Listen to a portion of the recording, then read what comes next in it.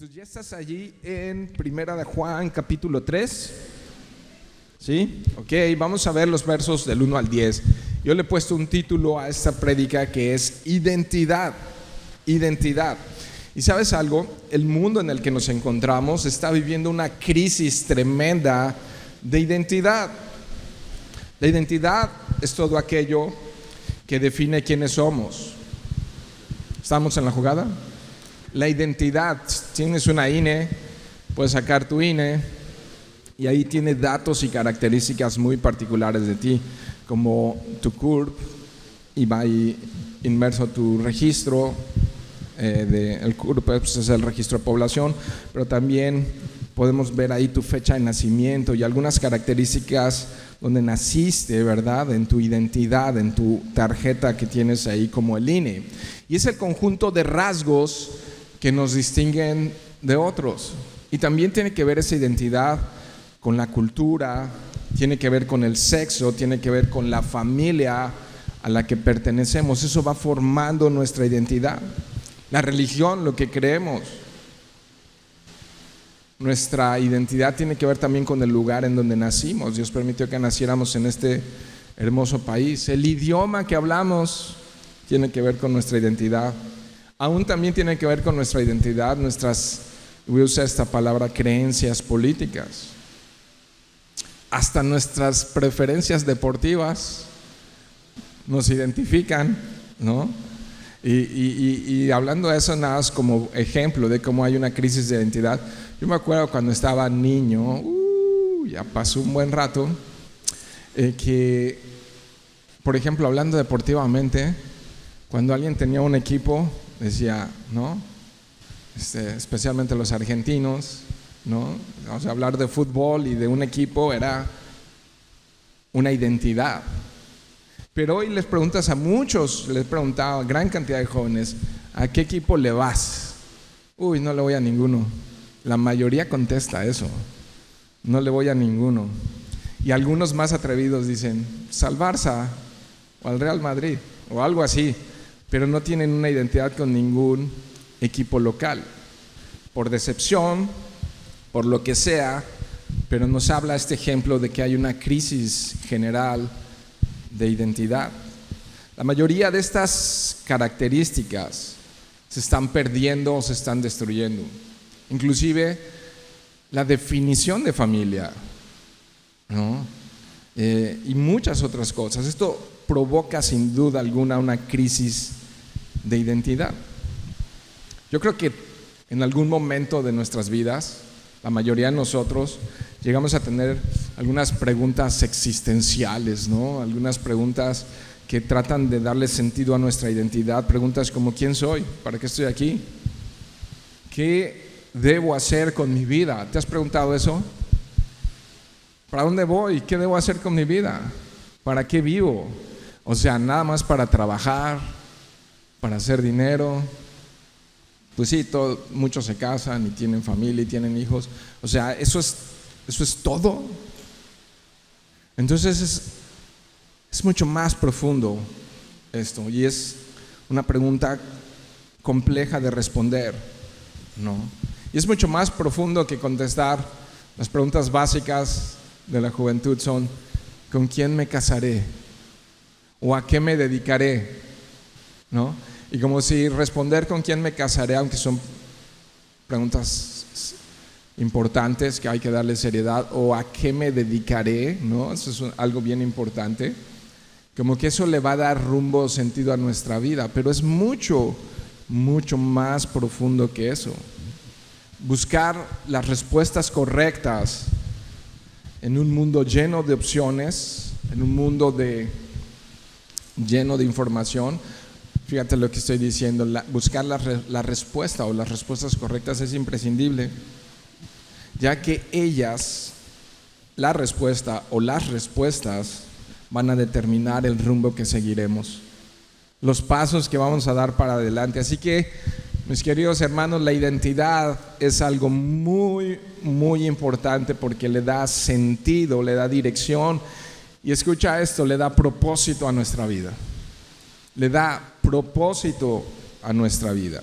Así que los cristianos, los que tienen fe en Jesús, si tú eres cristiano, debemos de tener muy claro quiénes somos. En Cristo descubrimos quiénes somos. Esa es nuestra identidad. Es Cristo. ¿Puedes decir conmigo Cristo? Cristo es nuestra identidad. Y es en Él que encontramos para quién vivimos. ¿Para qué y para quién vivimos? Él es nuestro propósito. Así que el texto que vamos a revisar esta mañana, el día de hoy, nos da una identidad muy clara y va trazando un propósito por el cual vivir. Vamos al verso 1. Te anuncio que vamos a ver solo 10 versos, pero me voy a parar un poco en el verso 1, porque el verso 1 le da sentido a lo que continúa. Entonces, chécate el 1, cuánta riqueza hay allí. Estoy en Nueva Biblia de las Américas. Si tienes cualquier otra versión, gloria a Dios que trajiste Biblia. Si tienes una libreta para tomar notas o tu Biblia es una Biblia de apuntes, magnífico, para que puedas repasar durante la semana. Es una forma de hacer devocional también. Muchas formas de tener una semana devocional, pero una de ellas es durante la semana estar revisando el pasaje que estudiamos el domingo y adelantarte, porque vamos verso a verso, y puedes adelantarte un poco a ver lo que vamos a estudiar la siguiente semana, y eso te da materia de estudio, ¿no? Te puede dar ahí el rumbo de lo que podemos estar estudiando, pero chécate el verso 1, toda la riqueza que hay ahí. Yo me quedé extasiado en este verso 1. Miren cuán gran amor nos ha otorgado el Padre, que seamos llamados hijos de Dios. Y en la Nueva Biblia de las Américas dice, y eso somos. Interesante, en la Nueva Biblia de las Américas, no importa letra grande, letra chica, de apuntes o no de apuntes, es la página 1258, por si la quieres buscar ahí. Y termina diciendo el verso 1 esto: por esto el mundo no nos conoce, porque no le conoció a Él. Wow. Ok, chécate lo primero, vamos a revisar. Miren, observen, pongan atención, tienen que darse cuenta de esto, cristianos. Dios nos ha amado en gran manera, no en poca medida, en gran medida. ¿Puedes ver eso ahí en ese verso? Esto le da sentido e identidad a todo lo que hacemos, porque estoy convencido que nadie me amará ni nadie me ha amado como Dios me ha amado. Lo primero que debemos de estar seguros es que somos amados profundamente por Dios. De este lado de la eternidad y en este mundo caído, entre los llamados creyentes y no creyentes, tenemos que tener la convicción y la seguridad de estas palabras, que Él nos ha amado en gran medida. El amor de Dios es inexplicable, profundo, es el amor más puro. En Él no hay mezquinidad, en Él no hay nada oculto, nada escondido, ningún interés oculto. El amor de Él es santo y es puro y es en gran medida. De tal manera nos amó, dice Juan, que entregó a su propio Hijo para que muriera por mí en la cruz. Es así la medida de su amor, la manera en la que manifestó su amor por mí. Ahora, miren cuán gran amor nos ha otorgado. ¿Quién? Tienes que poner atención en lo que dice, en el Padre. Entonces, tenemos que un Padre. Somos hijos de Dios. ¿Lo crees? Eso tiene que darte identidad. Eso tiene que darte seguridad. Eso tiene que darte confianza. Venga lo que venga y pase lo que pase, tienes un Padre bueno en los cielos que te ama en gran medida. Somos hijos de Dios. Es tremendo este verso, porque el amor de Dios configura nuestras vidas. El amor de Dios, el amor que Dios me tiene, fíjate qué interesante, no depende de otros, ni siquiera depende de mí. ¿no? Todo el día estoy pensando cosas acerca de mí, si actué bien, si lo hice mal, si lo hice bien. Pero la Escritura me recuerda que Él me amó aún cuando estaba en mis delitos y pecados. Él me conoce y no le sorprendo y no le asusto, y aún así Él decidió amarme. El amor de Dios es sorprendente y no depende de que tú me ames. No depende de eso. Este amor que Él tiene por mí no está condicionado al hombre. Entonces si está en Dios es seguro, si está en el hombre es inseguro, pero si está en Dios es un amor confiable que configura. Me gusta usar esta palabra porque para mí esto le da rumbo, le da sentido a todo lo que hago día tras día. Es decir, en Cristo, di conmigo, en Cristo. Ok, porque es en Cristo que podemos tener la absoluta seguridad de su amor. La absoluta seguridad de su amor. Dice Romanos 5:5, no lo busquen, que el amor de Dios ha sido derramado. Es todo algo muy profundo. Ha sido sacrificado en la cruz para que esté en nuestros corazones. Dice Romanos 5:5 que el amor de Cristo, el amor de Dios ha sido derramado en nuestros corazones. Entonces somos sus hijos. Eso es identidad. Y tenemos un Padre. Ahora, hablar de paternidad, cuando hablas de tus padres, habla de origen, ¿no? Habla de dónde vengo. Y a veces es importante. Génesis capítulo 1 verso 26, tampoco lo busquen, nada más anótalo y después lo revisas. Dice nuestro origen, dice que fuimos creados a imagen de Dios. Por supuesto, no en lo físico, ¿verdad? Porque la Biblia también me aclara que Dios es espíritu. Pero sí fuimos creados a su imagen en la capacidad de razonar, en la capacidad de pensar, en la capacidad de sentir, no idénticos, sino semejantes. ¿Ok? Es importante esta aclaración. No somos semidioses ni minidioses. Fuimos creados a semejanza, a imagen de la semejanza de Dios. Génesis 1:27. Bueno, Génesis 1:27 me habla también que varón y hembra los creó. Eso también es identidad. Roles bien definidos, bien definidos, sin espacio para especular. Eso también es identidad. Entonces, tengo un Padre, me ama, ¿no? Me hizo a su imagen y semejanza, ¿no?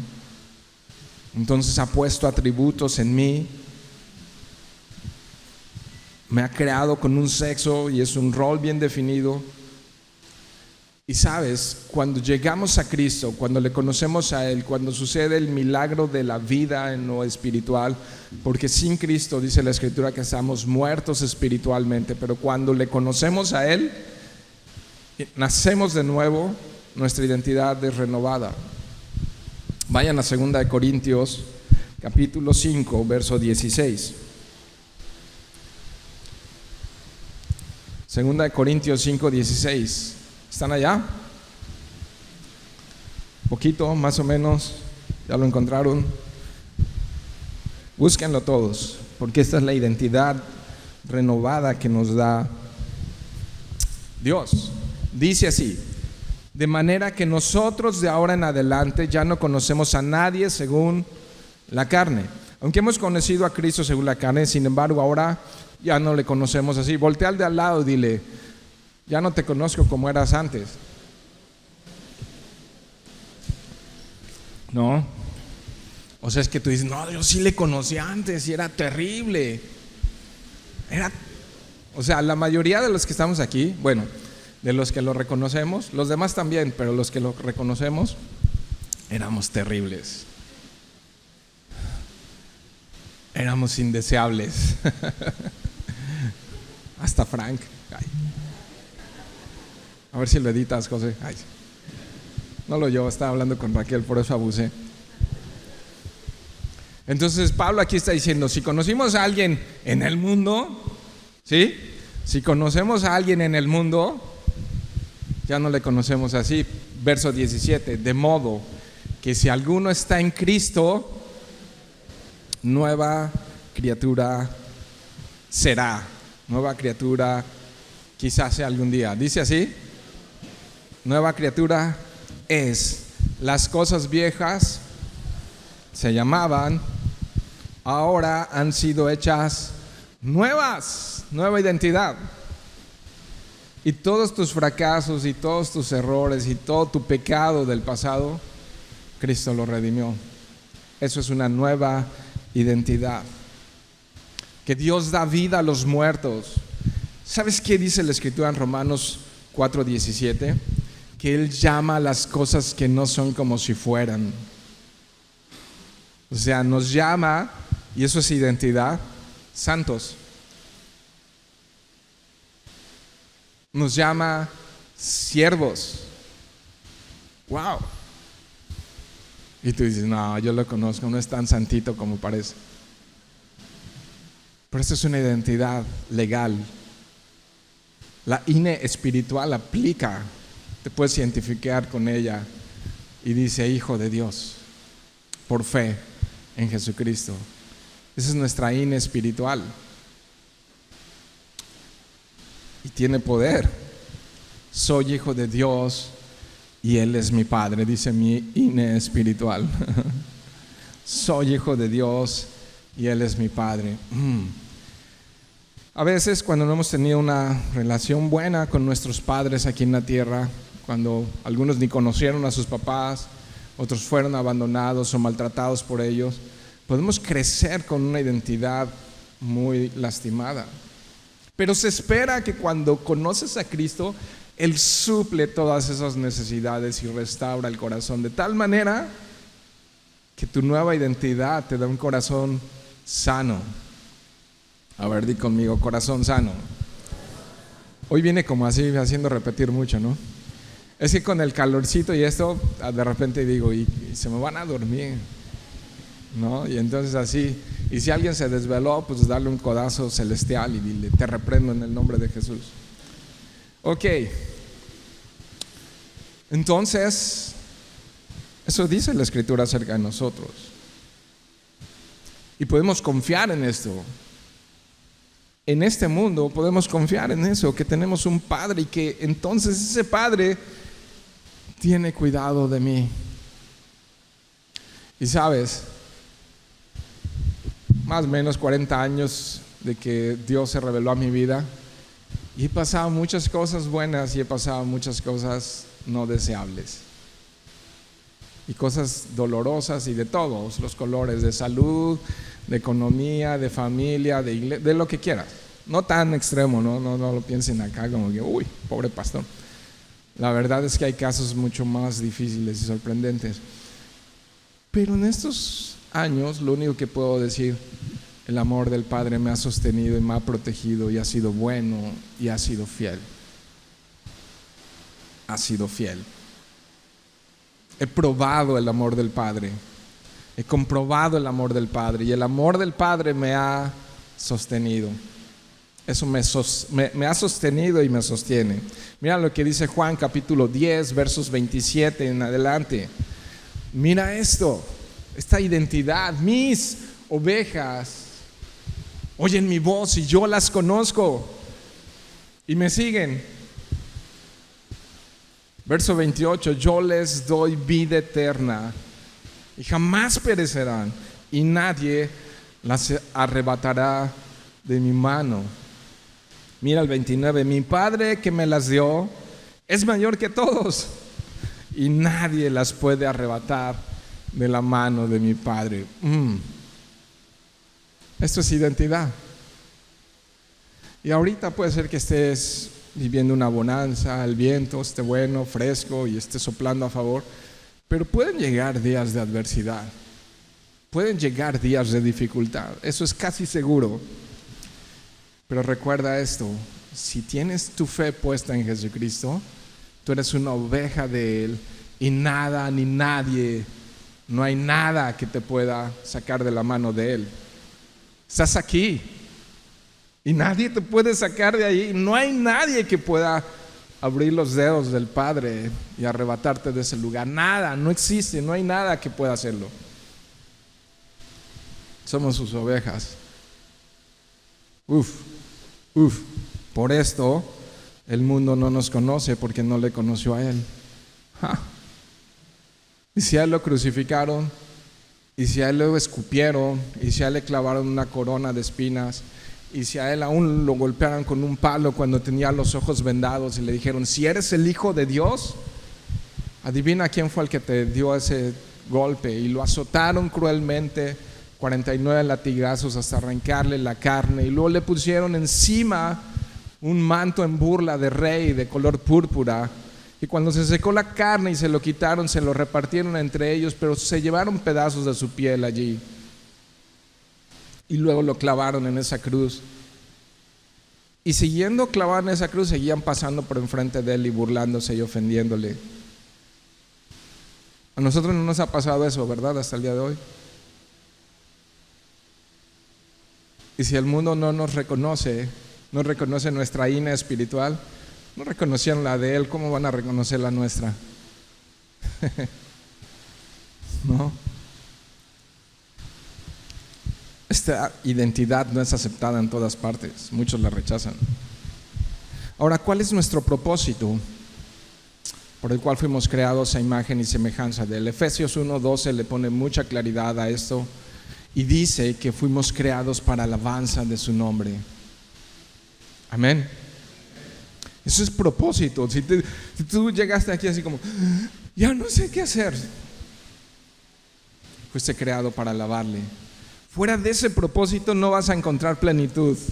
Fuera de ese propósito vas a andar patinándote en el hielo, en el aceite, paseando por el desierto 40 años.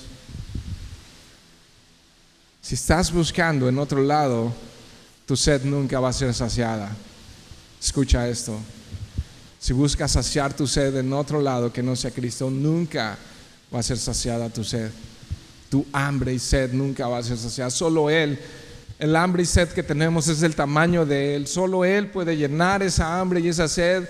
Y por más búsqueda que tengamos en las riquezas de este mundo, en los placeres de este mundo, en las personas de este mundo, nos vamos a encontrar cada vez más vacíos y más frustrados. Y no lo digo yo, lo dicen muchos que han terminado hasta quitándose la vida. Y ¿sabes algo? En Él podemos encontrar esa plenitud. Estaba la mujer samaritana, ¿se acuerdan de ella? Había tenido 5 maridos y con el que estaba no era su marido. Y estaba en esa búsqueda. Tengo que encontrar al bueno. ¿Y qué crees que lo encontró? Cristo. O Cristo la encontró a ella, como quieras verlo. Y justo cuando conoce a Cristo, su sed y su búsqueda paró. No más hambre, no más sed, porque encontró el propósito. Dice la Escritura en Efesios capítulo 1, verso 12, que fuimos creados para alabanza de su gloria. Hijos, Padre nos ama, un amor impresionante para que vivamos para su gloria. Entonces, los cristianos, noche a la mañana, de las tinieblas a la luz, el antes y después. Ya no éramos los que en el pasado nacimos de nuevo, nueva vida, nueva fe. Y entonces ahora, ¿cómo vivimos y para quién vivimos? ¿Quieres tener una idea de cómo lo entendía Pablo esto? Gálatas 2:20. Doy tiempo a que lo busquen. Gálatas 2:20.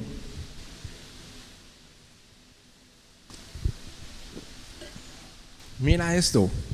Pablo entendía con claridad estas cosas y dijo: con Cristo he sido crucificado. ¿Con quién se identificaba? Y ya no soy yo el que vive, sino que Cristo vive en mí.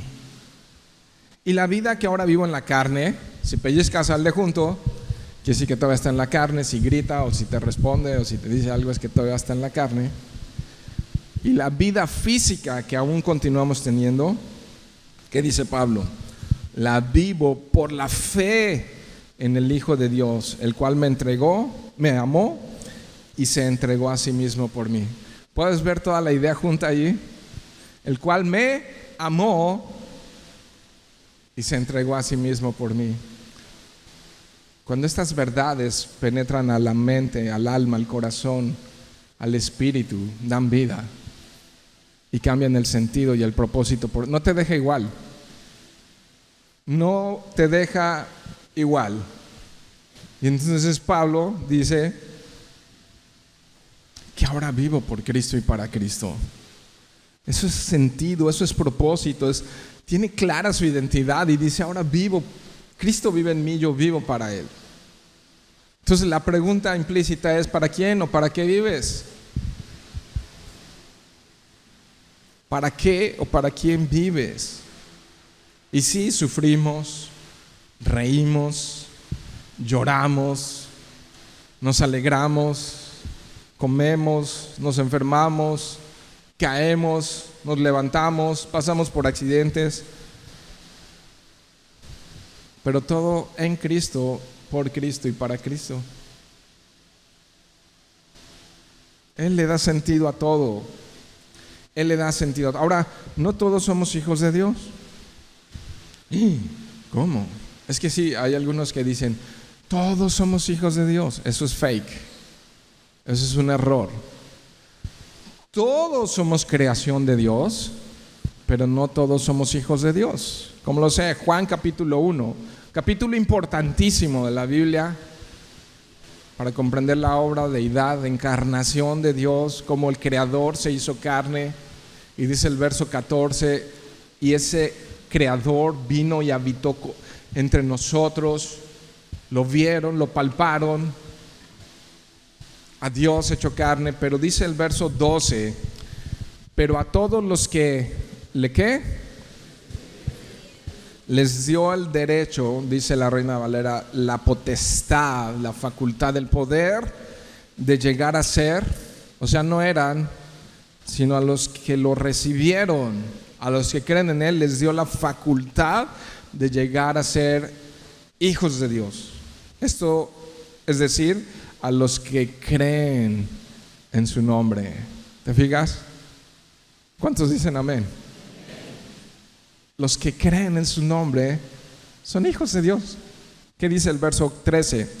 Que no nacieron de sangre, ni de voluntad de la carne, ni de voluntad del hombre, sino de Dios. Entonces no es un nacimiento físico, ¿no? No es que nacimos en la carne y somos sus hijos en la carne, si somos hijos espirituales. Entonces, tácitamente el texto me está diciendo que fueron los que le recibieron. Y los que no le recibieron, simple, no son hijos de Dios. Son creación de Dios, pero no son hijos de Dios.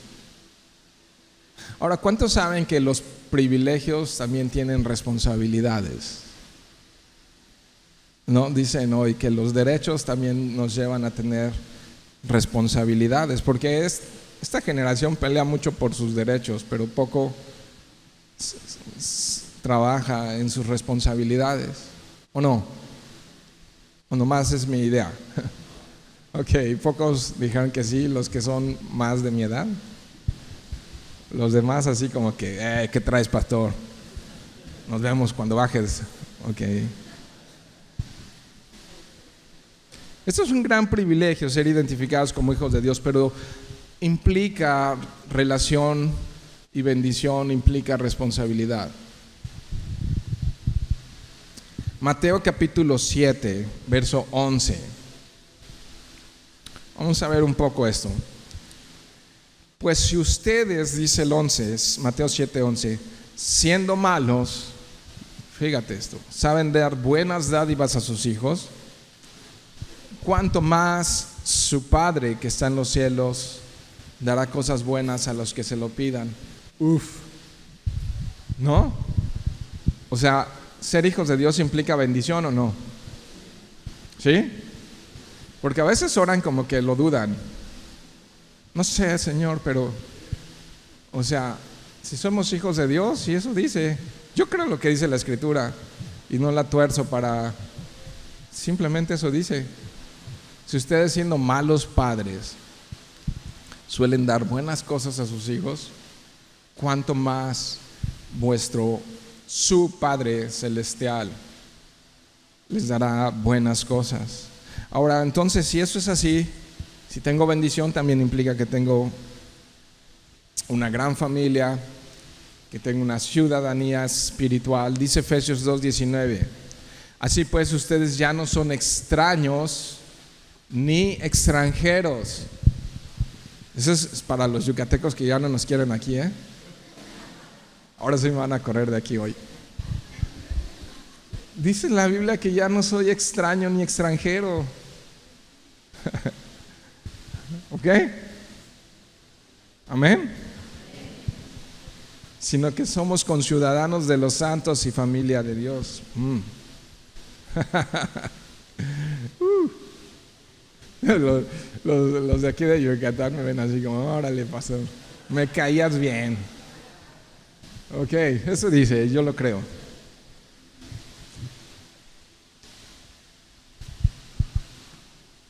Ahora, pasando de esa broma chusca, no importa si naciste en un hogar fragmentado, en un hogar dañado, en un hogar roto.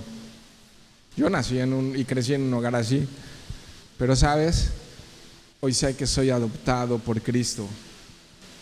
Hoy sé que soy adoptado y que pertenezco a su familia.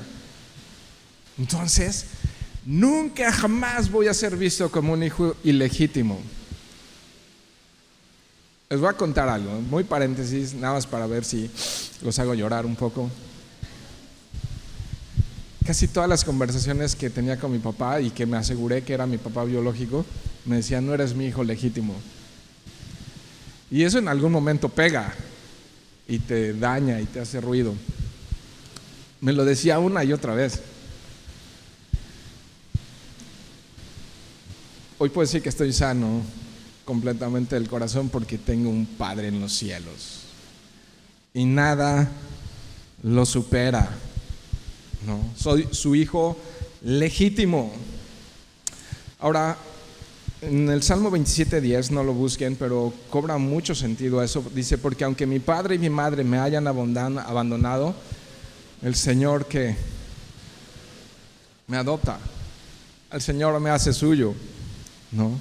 Ahora, entonces, fíjate toda la bendición, una familia espiritual, una restauración en esto, pero implica que somos herederos y que también tenemos una herencia que no es corruptible, es una herencia eterna, porque los hijos reciben herencias de los padres, ¿o no? Por lo general, no siempre. Nosotros tenemos una herencia incorruptible en los cielos. Romanos 8, versos 16 y 17 dice: el Espíritu mismo da testimonio. Wow, imagínate si el Espíritu mismo da testimonio a nuestro espíritu de que somos hijos de Dios. Y si somos hijos, ¿qué dice el 17? Somos también herederos de Dios y coherederos de Cristo. ¿Qué nivel? Coherederos con Cristo. Las bendiciones de Cristo nos son imputadas, nos son adjudicadas las bendiciones en Cristo. Todo lo que está en Cristo nos es dado por medio de Cristo. Es impresionante eso. Eso significa coherederos con Cristo. Si en verdad, tengo que terminarlo, ¿verdad? El verso 17. Si en verdad padecemos con Él, a fin de que también seamos glorificados en Él. Entonces, si el heredero sufrió, padeció y fue rechazado, ¿qué puede pasar con los coherederos? De este lado de la eternidad no la tienen fácil los coherederos. ¿Ok? Es lo que me dice la Escritura. 1 Juan, capítulo 3, avancemos al verso 2 con este lenguaje. Amados, ahora somos hijos de Dios. ¿Vuelves a ver allí la identidad? Ahora somos hijos de Dios. Y tú dices: ok. Y aún no se ha manifestado lo que habremos de ser. O sea que hay algo que todavía no está en el presente. ¿Estás de acuerdo? Pero sabemos, o sea, tenemos esa convicción, esa certeza, esa confianza, esa seguridad. Lo sé que cuando Cristo se manifieste, o sea, que Cristo regresa, Cristo viene, a Cristo va a regresar por segunda vez, seremos, entonces hasta allí seremos semejantes a Él. ¿Ya viste por qué tienes tantos problemas en tu matrimonio? Todos calladitos. Y yo, no se hagan. Ay. Porque aún no eres semejante a Cristo. Porque aún no eres semejante a Cristo. Pero cuando Él se manifieste, entonces seremos semejantes a Él, porque le veremos como Él es y ¡boom! Redención completada. Hasta aquí queda claro lo que somos, aunque muchas cosas no las entendemos, pero tenemos esperanza, tenemos esta esperanza en nosotros, que le veremos cara a cara y todo esto va a pasar, porque todavía tenemos mucha lucha contra el pecado en nuestras vidas, ¿o no? Pero un día seremos como Cristo. Ahora, ¿esto es un permiso para pecar? Pues estamos de este lado de la eternidad, del lado caído, no podemos hacer nada. No, en ninguna manera. ¿Abusaremos de la gracia para que la gracia abunde? No, en ninguna manera. Ahora los que hemos creído en Él, hemos comenzado un camino progresivo que se llama santidad. Ahora aquí hay una promesa, que entonces un día, cuando Él regrese, vamos a dejar todas esas luchas. Mientras tanto, tenemos que tener la confianza hoy aquí, de este lado de la eternidad, que el precio de nuestra redención ya fue pagado. Es como que vas a comprar un vehículo, déjenme poner este ejemplo tan torpe, y entonces haces la transferencia a la agencia de autos, pagas el auto, pero todavía no lo recoges y todavía no te lo llevas. Entonces el precio por nuestra redención ya fue pagado con su preciosa sangre, pero ahora Él falta que nos arrebate y nos lleve con Él, y entonces la redención va a ser completada. El verso 3, sigo ahí. ¿Tienes esa esperanza? Mira, te están hablando, verso 3. Y todo el que tiene esta esperanza puesta en Él, no en ti, está Él con mayúscula, y todo el que tiene la esperanza puesta en Él, aquí yo necesito un amén. ¿Qué hace? Se purifica a sí mismo. ¿Puedes ver? ¿Sí lo ves eso? Así como Él es puro. Entonces, Él no solamente murió para salvarnos, sino también dice la Escritura que dejó las marcas de sus huellas para que andemos por ellas, para que sigamos su ejemplo, para que aprendamos a responder a todas las situaciones de la vida como pensaría Él y como haría Él, perdonar como Él, amar como Él, servir como Él, cuidar como Él. Ahora, déjenme hacer un paréntesis aquí, porque bien, se va a poner bueno esto, pero déjenme decir algo. El entendimiento que tenemos del Evangelio, el entendimiento que tenemos de la gracia, ¿qué tanto entiendo el Evangelio? ¿Qué tanto entiendo la gracia? Es la manera en la que trato a mi prójimo. ¿Cómo hablo de los demás? ¿Cómo me expreso de los demás? ¿Cómo perdono? ¿Cómo sirvo? ¿Cómo vivo? Tiene que ver con cuánto creo y entiendo el Evangelio de la gracia. ¿Qué tanto de la gracia sabemos? No hay que decirlo, simplemente se nos nota en cómo hablamos de los demás, en cómo coexistimos con otros, ¿no? Se ve la gracia. Y a veces nos falta mucho aceite, ¿no? Andamos corriendo sin aceite.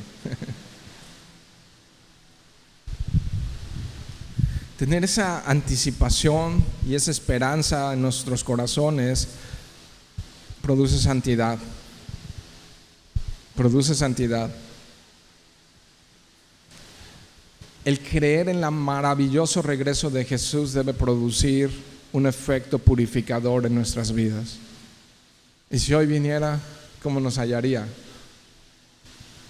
¿Con nuestras lámparas sin aceite o con nuestras lámparas con aceite?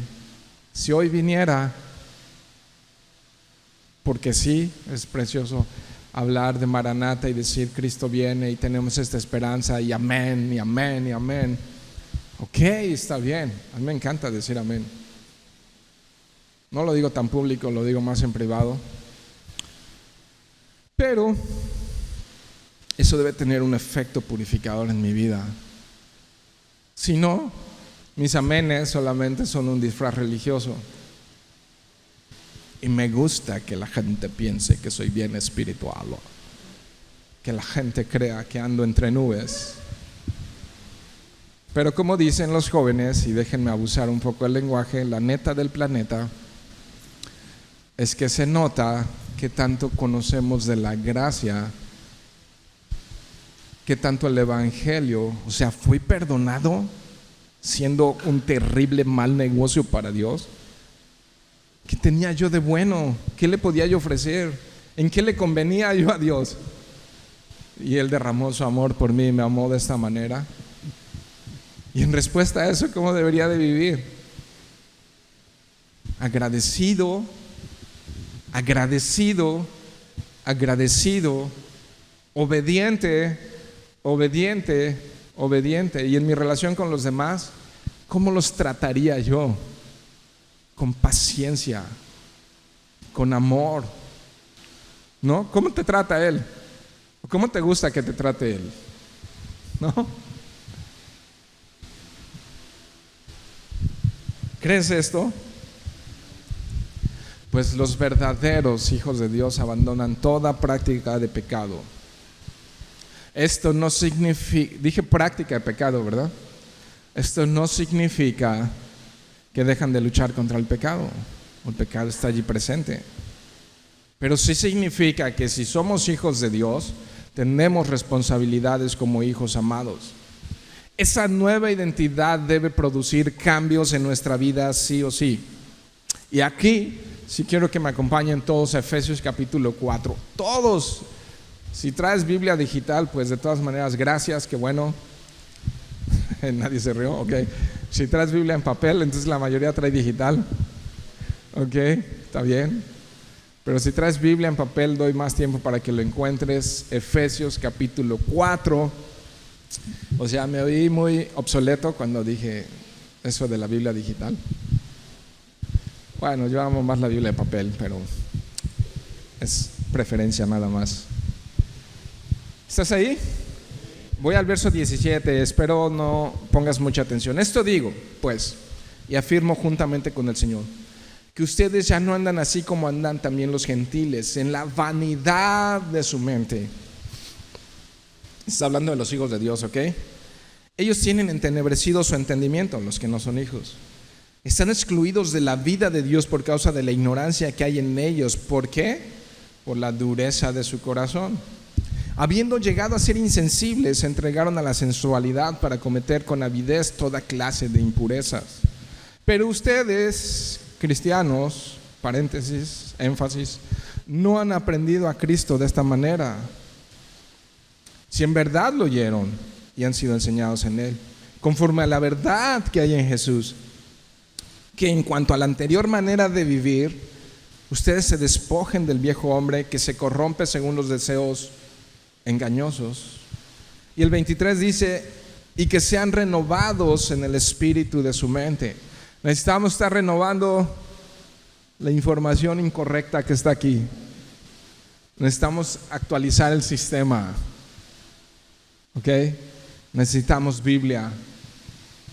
Ningún creyente serio avanza sin tener un tiempo devocional con Dios todos los días de su vida. Ningún creyente serio es renovado en su mente si no está pasando tiempo con la palabra de Dios. El peligro es solamente volverse un religioso y tan. Verso 24, sigo ahí en Efesios 4. Y se vistan del nuevo hombre, el cual en la semejanza de Dios ha sido creado en la justicia y santidad de la verdad. Por tanto, dejando a un lado la falsedad, hablen verdad cada cual con su prójimo, porque somos miembros los unos de los otros. Dice en la Nueva Biblia de las Américas: enójense pero no pequen. Bueno, de eso hay que hacer un estudio aparte, ¿no creen?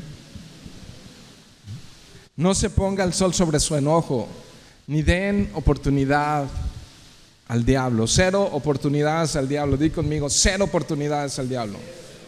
Dilo. El que robaba, no robe más, sino más bien que trabaje, haciendo con sus manos lo que es bueno, a fin de que tenga que compartir con el que tiene necesidad. ¿Cuántos dicen amén? No salga de la boca de ustedes ninguna palabra corrompida o mala, sino la que sea buena para edificación. Lo que voy a decir edifica, lo que voy a decir estimula, lo que voy a decir bendice, ¿no? Estos son los redimidos, los hijos de Dios, los que el amor de Dios ha sido derramado en sus corazones. Sino la que sea para edificación según la necesidad del momento, para que imparta gracia a los que escuchan. Y entonces cuando te oyen dicen: quiero seguirlo oyendo. Y no: címbalo que retiñe. No,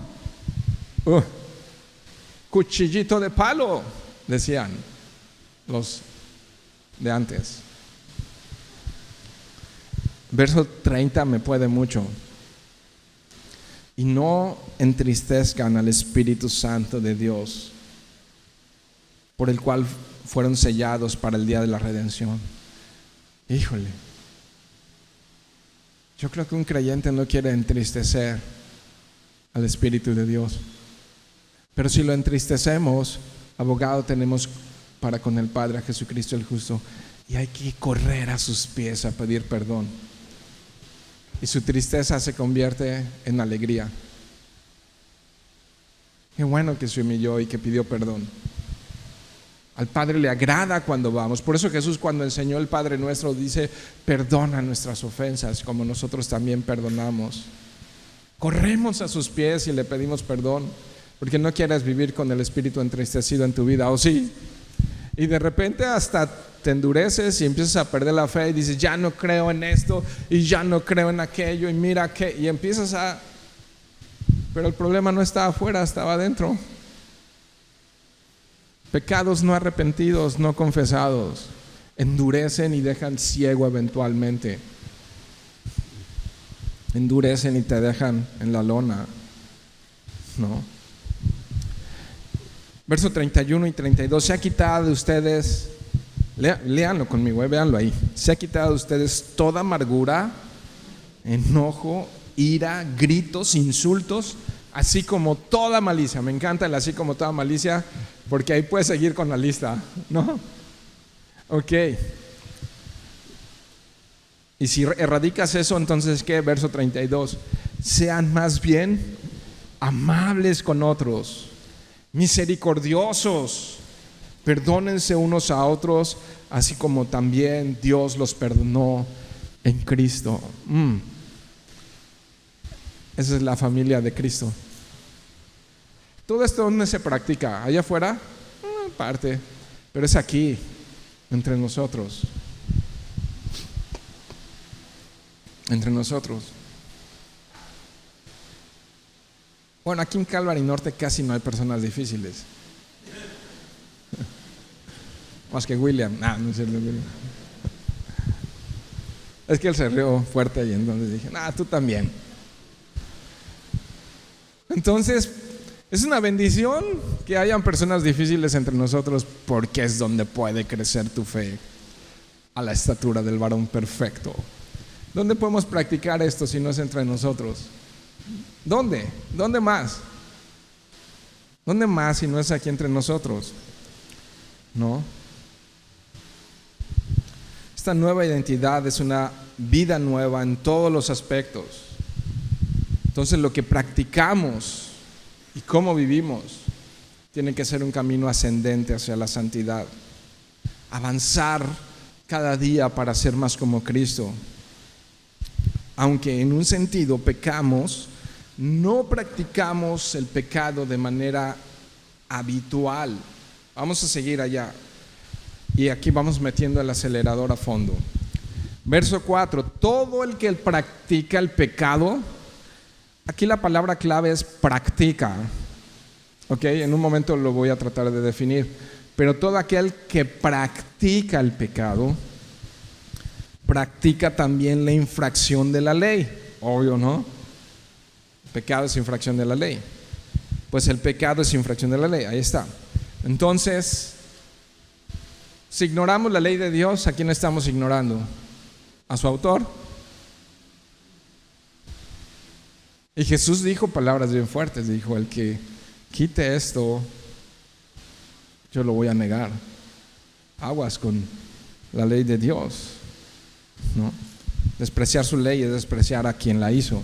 Ahora el verso 5, ustedes saben, dice aquí en mi Nueva Biblia de las Américas, o sea, otra vez convicción, otra vez es entendimiento, otra vez es sabiduría en esto. Ustedes saben esto, ¿qué cosa?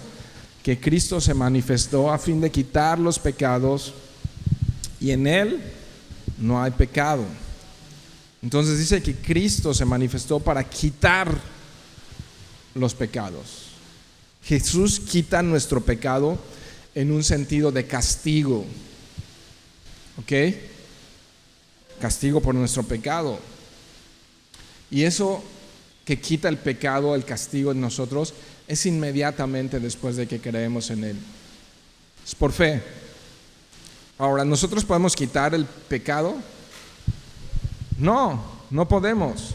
Segundo, Jesús quita nuestro pecado en el sentido de quitarle el poder dominante al pecado en nuestras vidas. Esta es una obra continua. Todos los días Jesús está ayudándonos a caminar en fe y en santidad. ¿Nosotros podemos? No, no podemos, lo necesitamos a Él. Juan 15 dice: separados de mí no pueden. No podemos. Por eso yo lo necesito todos los días. Yo no puedo, necesito de Él todos los días, despertar en Él, caminar en Él y dormir en Él. Aunque de noche, como dice el salmista, siga aconsejándome. Y tercero, quita nuestro pecado en el sentido de quitar la presencia del pecado. Y esta es una obra futura que Él va a quitar, que va a culminar cuando pasemos a la eternidad y seamos glorificados juntamente con Jesús como nuestra hermana dulce. Es futuro. Nosotros no podemos. Esto es obra de Cristo. Verso 6. Todo el que permanece en Él. ¿Se acuerdan? La semana pasada hablamos mucho de permanecer. Fue el título de la prédica. Todo aquel que permanece en Él. ¿Qué dice tu Biblia? No peca. Todo el que peca ni lo ha visto ni lo ha conocido. Verso 7. Hijos míos, nadie los engañe. El que practica la justicia, o sea, lo recto, lo puro, lo santo, es lo mismo. Es justo, es puro, es santo, así como Él es justo. Ok, entonces nadie les engañe. Significa que hay un peligro de vivir en un engaño. Hay un peligro de creer que soy y no soy. ¿Estamos? Ya casi terminamos, hace calor, pero esto es importantísimo, muy serio. Hay un peligro de creer que soy y no soy. ¿Y cómo lo sé? ¿No? De alguna manera la pregunta es: ¿pecas o no? Y la respuesta es: cada uno de nosotros peca. Entonces la siguiente pregunta es: ¿cómo reaccionas cuando pecas? ¿Cómo reaccionas cuando pecas? ¿Te rindes al patrón del pecado y dejas que el pecado domine tu forma, tu estilo de vida? No. ¿Te domina el pecado? ¿O confiesas humildemente tu pecado y luchas contra él en el poder, no de tus fuerzas, sino en el poder de Jesús? Y vas a sus pies y dices: Señor, perdóname. Y Señor, fortaléceme. Y Señor, ayúdame. Y entonces tomas los pasos y las decisiones para apartarte de esa práctica pecaminosa. Al que robe, no robe más. El que miente, no miente más. El que debe, que pague. ¿No? El que trataba con insultos y con soberbia, tiene que quitar los insultos de su boca, ¿o no? ¿Puede salir de una misma fuente agua salada y agua dulce? ¿O puede salir agua amarga y agua dulce de una misma fuente? No puede. Ahora el verso 8. El que practica, otra vez aparece esa palabra, el que practica el pecado es... qué fuerte, Juan. Porque el diablo ha pecado desde el principio. El Hijo de Dios se manifestó con este propósito para destruir las obras del diablo, ¿no? Ya lo expresé en 3 puntos. ¿Ok?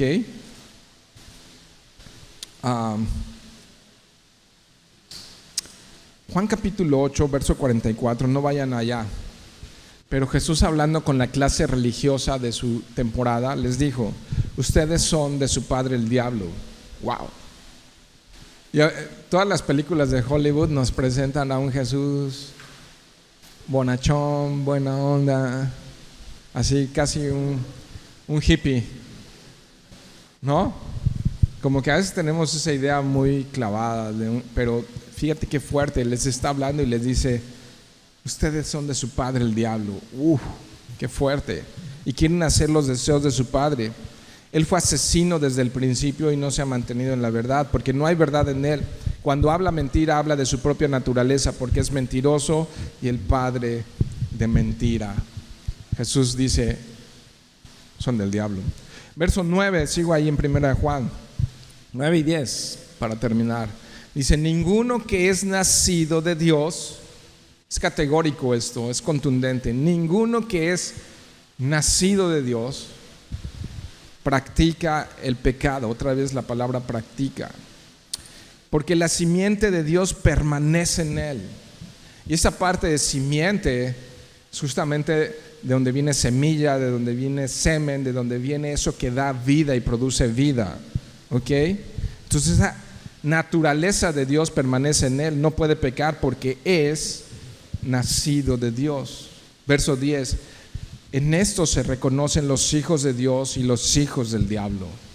O sea, hay una manera de comprobar, hay una manera de distinguir. Todo aquel que no practica, otra vez, la justicia no es de Dios, tampoco el que no ama a su hermano. Y entonces la manera de comprobar, ¿no? La gracia que no cambia mi vida no salvará mi alma. Así de simple. No. Es por fe, pero sin duda alguna esa fe transforma. Cristo en nosotros debe ser un cambio radical y observable, si es que empezamos a caminar con Él. Debe ser observable Cristo en nuestras vidas. Esta es la comprobación de que somos sus hijos. Y de esto vamos a hablar más la siguiente semana. Te puedes adelantar y estudiarlo. Pero la justicia sin amor en nuestras vidas solamente se convierte en religiosos, fariseos religiosos. El amor sin justicia nos convierte en partícipes del mal. Si pudiera resumir estos versos en una sola frase, diría que el que ama la cruz odia lo que llevó a Cristo a la cruz. El que ama la cruz odia lo que llevó a Cristo a la cruz, y ese es nuestro pecado. Ahora, entonces vimos varias veces que repitió la palabra el que practica. Porque Juan ya nos dijo cuando estuvo enseñando Pastor Frank que todos pecamos, y el que dice que no peca es un mentiroso y trata de hacer a Dios mentiroso. Juan ya lo dijo, todos somos pecadores. Amén. Pero la diferencia está en el que practica el pecado. Eso es muy importante, esa palabra, porque hace la diferencia. Esto es un comportamiento cotidiano, algo que ejercitas, que desempeñas, que tienes la costumbre tengo esta costumbre de injuriar, de chismear, de criticar, de hablar sin gracia de los demás. Significa que no vive conforme a los principios del reino de Dios, que practica habitualmente el pecado. Y la lista puede ser muy grande: la mentira, las palabras deshonestas, el chisme, el rencor. ¿Qué tal? Prueba tu corazón. La avaricia, los fraudes, los gritos, aún los golpes. No, entre cristianos no pasa eso. El adulterio, los vicios, la pornografía, la arrogancia, el orgullo, el robo, la vanidad. Todo eso define a los hijos del diablo. Y termina ahí diciendo: tampoco el que no ama a su hermano. ¡Wow! O sea, si el amor de Cristo fue derramado en mí, amén, es imposible que no puedas amar a otros. Es imposible que no puedas ser paciente con otros. Si el Espíritu de Dios está gobernando tu corazón, va a salir agua dulce de tu vida. ¿No? Y entonces va a haber un fruto evidente de ser un miembro de la familia de Dios. Te vas a interesar por los demás, te vas a interesar por sus problemas, por sus dolores, por sus caídas, por sus frustraciones, por sus pruebas. No vas a sacar la espada del juicio. No. Voy a cerrar con esto, pero el entendimiento que tenemos de la gracia y del Evangelio de Jesucristo se expresa en cómo tratamos a los demás. ¿Qué tanto entiendo el Evangelio? Es como hablo de mi hermano, es como sirvo a mi hermano, es como perdono a mi hermano, es como me intereso por mi hermano. El entendimiento que tengo del Evangelio de Jesús y de su gracia se refleja en la manera en la que trato a los demás. El que no ama a su hermano, pues es simple, no es su hermano. No, pero el que ha recibido el amor de Cristo tiene la facultad de Cristo para amar.